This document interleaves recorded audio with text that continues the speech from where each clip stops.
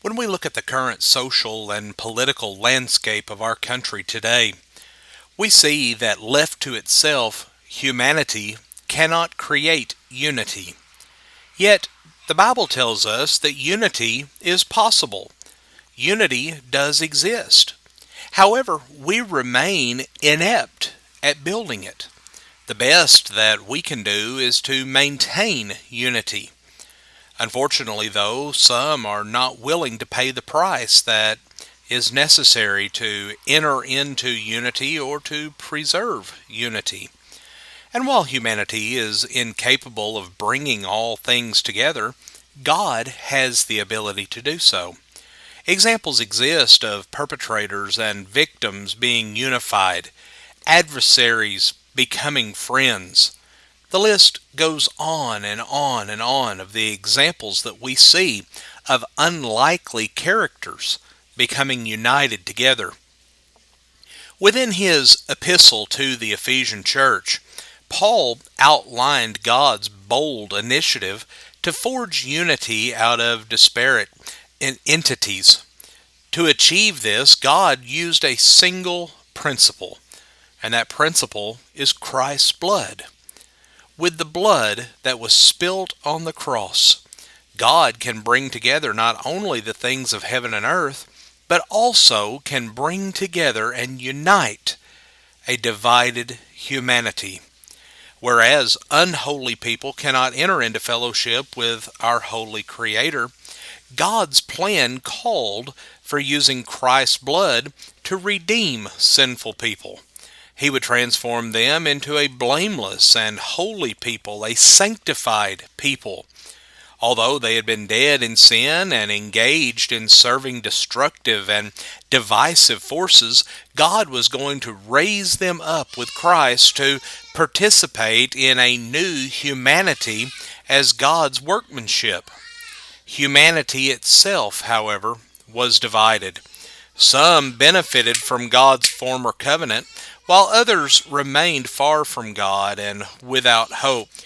Christ's blood would forge one new humanity out of two, thus establishing peace.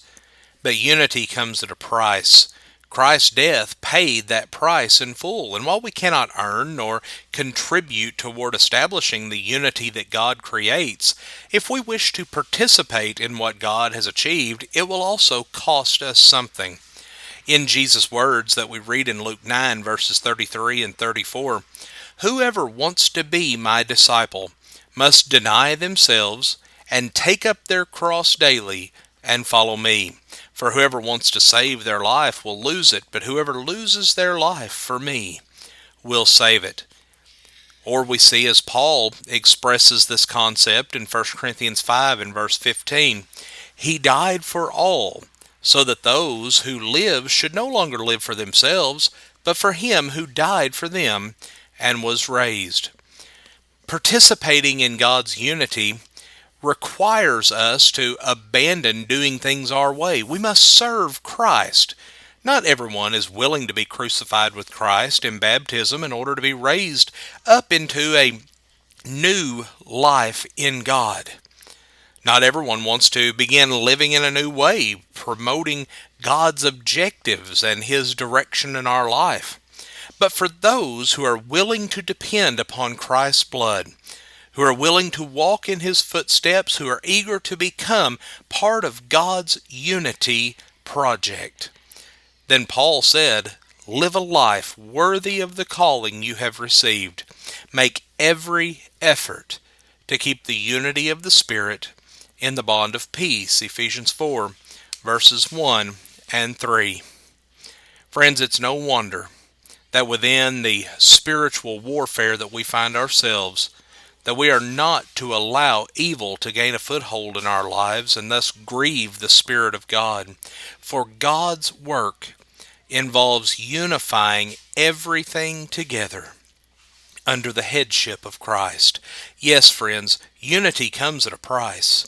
It costs God the blood of His Son, and for us to participate, We pay the price of being united with Christ in a death like His, so that our old self might be crucified with Christ.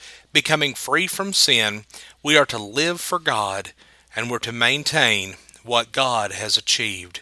Friends, we thank you for joining us for our program today, and have a blessed day.